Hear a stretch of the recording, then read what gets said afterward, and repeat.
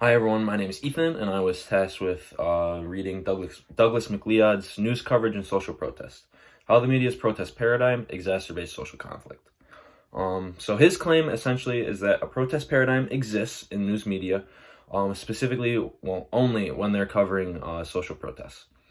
He says that oftentimes the coverage of these protests disparages them, and diminishes the role of these protesters as political players.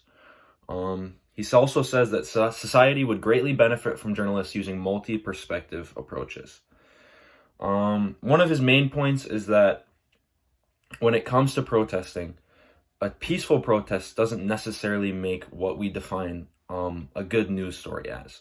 However, a violent protest does. So it's kind of a pick your poison situation for protesters, where they can try and get their point across through peaceful protest, but then they run the risk of getting no news coverage at all. Or they can try and cause a ruckus, and then in hopes to get press, but the press is going to be bad. He states that the protest paradigm consists of 5 things. The first one being news frames. So to begin with, a lot of these stories surrounding protests are framed unfairly. They're talking about like a crime story or riots. But again, from the get-go, a lot of these protests are just not being covered fairly when it comes to frames. Reliance on official sources and definitions.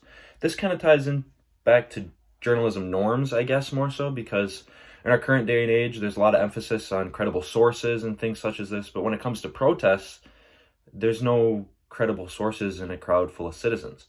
So when the need for these sources comes around, a lot of times it's from powerful, established people rather than the people who are actually protesting.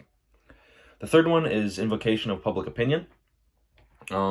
Journalists often make generalizations about public opinion, and in turn, focus on protesters' deviance from social norms, which again is not extremely fair to the people that are trying to make a point. 4 is delegitimization. Media often lead the public to believe that these protests are futile or that they're ineffective. And then the 5th one is demonization. So media focuses a lot on the negative consequences of protests, which in turn sways public opinion. When I was reading this article, I found it extremely helpful for me, actually, because I was able to connect to a lot of what he was talking about. Being a person who's been in protests that generally get zero news coverage, I can definitely see where his claim makes a lot of sense on the way news covers protests. In his article, he kind of investigates the 2006 case of the Day Without Immigrants protest in Los Angeles. And he kind of talks about how in that protest, the news coverage was completely opposite of the protest paradigm that he claims exists. And he kind of details how every single piece of the protest paradigm was challenged through this protest and its coverage. And he basically states how the protest greatly benefited from this, and in turn, everybody involved was much more well respected. And it's kind of like a model for what news coverage of traditional protests should be.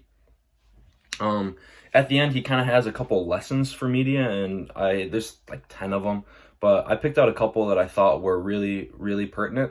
The first one would be explain policy implications and details as well as positions and rationales of protesters. I think that this is probably the main problem, because when it comes to protests and news coverage, a lot of the stories you see on your TV aren't really discussing what the goal of the protests are, which again is the whole point of us even talking about it in the first place. They more so talk about what the protesters are doing, again, how they're deviating from social norms, and it kind of just draws away attention from where, we should really be focusing. The second one that I picked out was seek responses from the institutions being challenged. This is a huge one.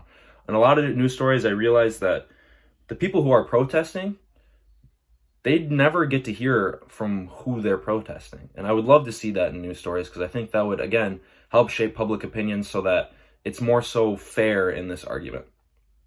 And then the last one that I picked out that I thought was really good was treat demonstrators as legitimate political actors and voice their concerns. I think when it comes to covering political protesters, news media should be expressing what the protesters want to be expressed, because again, that is the entire point of them being there in the first place. He also at the end states that there are things as people that we can do.